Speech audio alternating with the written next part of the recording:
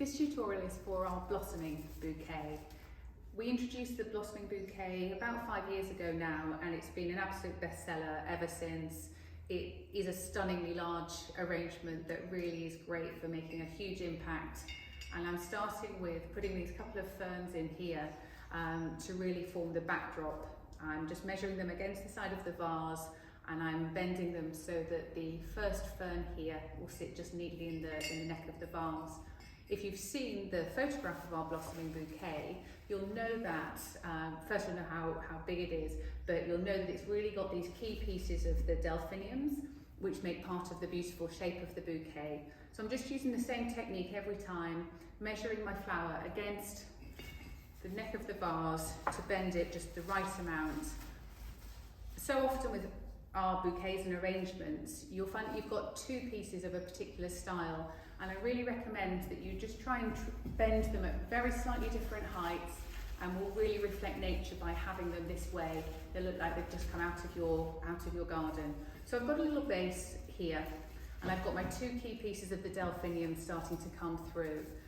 The next pieces that I want to build in is the cow parsley and then the blossom that this is really named after. I'm putting one of these cow parsleys quite high. I want it to be really quite prominent. I love the way that it sort of balances in this arrangement.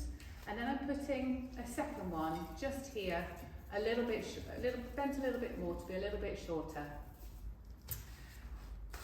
Next I'm going to come to the blossom. It's the absolute key piece that this bouquet centres around. I'm going to pop it absolutely front and centre here so that you can really see this piece. And again, I'm going to bend my second piece just very slightly less, pop it in the centre here. I'm going to open up these branches so that we can see all of this lovely blossom, and you'll see as we start to build the front in that it really holds it in place well and allows it to be the star of the show, I would say.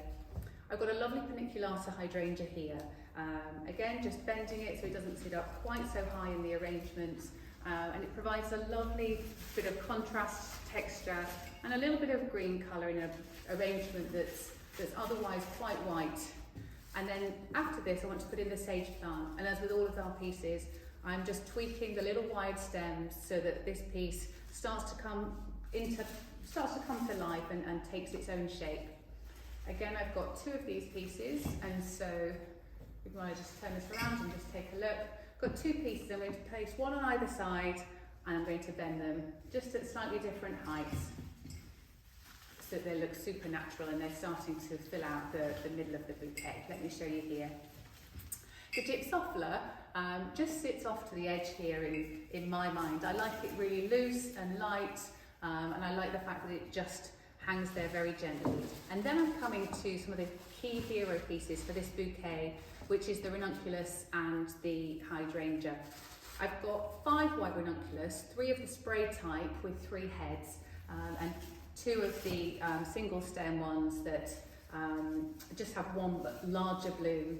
They're slightly shorter, the single heads, than the spray, and I'm using the fact that they've got these different heights to pop them at different places in the bouquet, balance out all the little heads, and I'm not having to bend these stems at all. They're really just popping into place really, really nicely, just like this.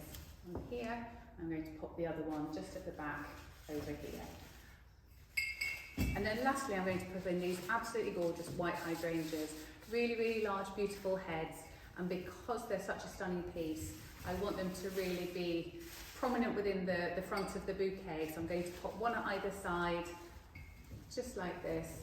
And I'm so pleased to show you how this lovely bouquet comes together, and I really hope you'll have a go at creating this yourself.